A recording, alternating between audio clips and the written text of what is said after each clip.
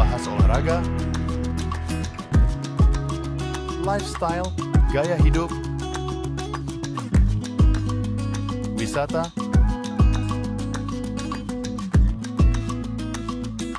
budaya,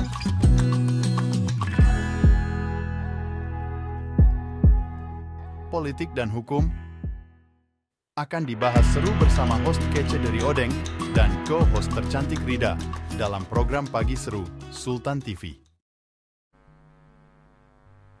Kembali lagi pemirsa di Pagi Seru, ulas berita no kaku-kaku. Nah, kalau tadi di segmen sebelumnya ada berita bahagia dan juga sekaligus berita terkait dengan Lentera Festival nih, di segmen ini ada berita dari dalam negeri, ini terkait dengan pilkada. Nah, bagaimanapun pemirsa nih kan saat ini kita memang lagi hype-nya nih ya terkait informasi pilkada. Di salah satunya yang turut disoroti, Partai Keadilan Sejahtera atau ini resmi mengusung Anies Baswedan dan juga Sohibul Iman sebagai bakal calon gubernur, wakil gubernur Jakarta di Pilkada 2024. Wah ya, ini adalah salah satu berita yang sebenarnya ini cukup memicu perhatian dari para netizen, baik netizen yang Jakarta ataupun netizen yang berada di seluruh Indonesia. Karena ini kan kalau kita melihat ya, Anies sebelumnya memang sempat berkompetisi di Pilpres, akhirnya nih sekarang diusung oleh PKS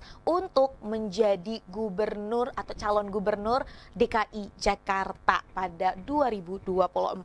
Nah, ini Presiden PKS Ahmad Syaihu ini mengatakan keputusan tersebut diambil dalam rapat yang digelar pada Kamis 20 Juni 2024. Nah, menurut Syaihu sendiri nih ya, alasannya mempertimbangkan Anies dan juga Sohibul Iman karena keduanya ini memiliki pengalaman yang cukup mumpuni baik dalam bidang eksekutif maupun dalam bidang legislatif. Nah, kalau kita melihat dari track record Anies Baswedan dan juga Sohibul Iman ya, ini banyak sekali yang bisa kita ulik. Salah satunya kalau kita lihat Anies Baswedan sendiri kan sebelumnya juga memang bertarung ya di Pilpres. Kemudian sebelumnya juga Anies Baswedan merupakan Menteri Pendidikan dan banyak lagi nih ya rekam jejak dari Anies Baswedan tersebut. Dan kemudian kalau untuk Sohibul Iman ini juga merupakan Presiden PKS pada periode 2020 yang lalu, kemudian juga beliau merupakan anggota legislatif. Nah, selain itu pemirsa, kalau kita lihat nih ya, ternyata dua-duanya ini memang mempunyai suara terbanyak di PKS seperti itu. Tapi ini ya, ada beberapa pengamat nih yang sebenarnya ini cukup menyayangkan kalau semisal Anies ini dipasangkan dengan Sohibul Iman. Apa sih alasannya? Karena kalau kita lihat tadi ya, Anies ini memang mempunyai banyak suara dari PKS. Kemudian Sohibul Iman pun seperti itu.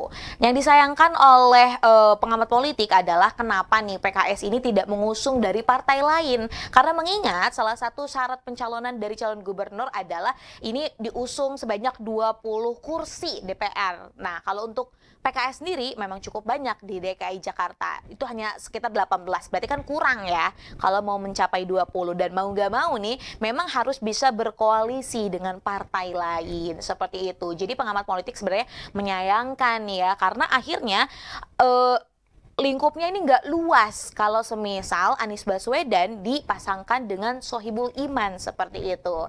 Nah, dan kalau kita melihat lagi sebenarnya di Pilgub DKI Jakarta ini setiap tahunnya tentu banyak mendapati sorotan ya dari masyarakat.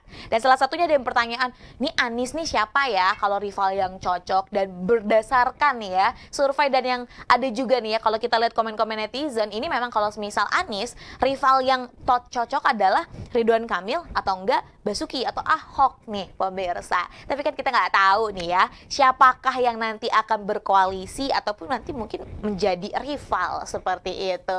Dan kita harap juga nih pilkada serentak di seluruh Indonesia ini juga berjalan lancar seperti itu. Nah, baik pemirsa, kita akan beranjak ke negara lain nih. Beritanya dari negara lain tapi ini masih tentang pemerintahan. Ini ada berita yang cukup mengejutkan karena Presiden Tajikistan ini melarang hijab. Nah, ini kemarin beritanya juga sempat ramai. Tajikistan ini pada pekan lalu melarang hijab pada lebih dari 90% penduduk negara pecahan Uni Soviet ini merupakan Muslim. Nah, jadi Presiden Tajikistan ini sempat mengeluarkan satu state atau satu peraturan ya, yang isinya memang tadi melarang hijab. Karena presidennya ini ataupun pemerintahnya ini meyakini bahwa hijab bukan merupakan pakaian adat. Dan memang mereka ini pemerintahannya memang menganjurkan untuk masyarakatnya menggunakan pakaian adatnya dari Tajikistan sendiri. Tentunya ini cukup disayangkan. Kenapa? Karena kalau kita lihat 90% dari warga Tajikistan adalah muslim, seperti itu. Dan akhirnya ini juga sempat kok bisa ya dilarang. Nah, ternyata kalau kita ulik, Presiden Tajikistan ini juga menganut pemahaman sekuler. Selain hijab, ada banyak nih ya regulasi yang sempat dikeluarkan oleh pemerintah Tajikistan yang sebenarnya ini malah berujung kepada anti-Islam seperti itu. Apalagi kemarin ada berita juga di Tajikistan, ada salah satu tradisi mereka pada saat Lebaran Idul Adha yang akhirnya dilarang oleh pemerintahan seperti itu.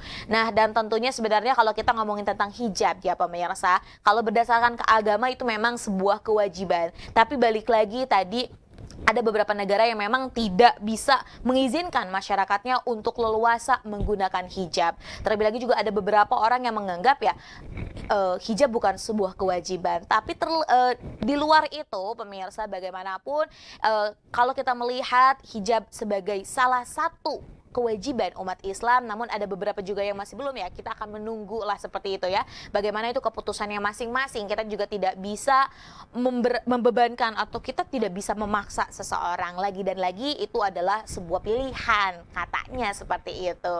Nah, pemirsa, dan ini juga akhirnya kita membuat satu insight baru terhadap diri kita sendiri. Kita bersyukur nih kalau semisal di Indonesia penggunaan hijab dan yang lainnya ini kita tidak yang dilarang oleh pemerintahnya seperti itu, dan kita juga bisa berhak memilih terhadap keyakinan, terhadap bagaimana nih hal yang kita lakukan, terlebih kalau semisal itu tidak merusak ataupun tidak mengganggu hukum yang ada.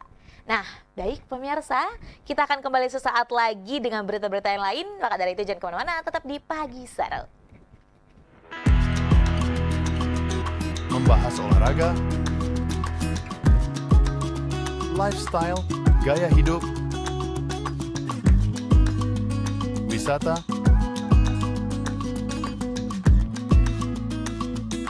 budaya,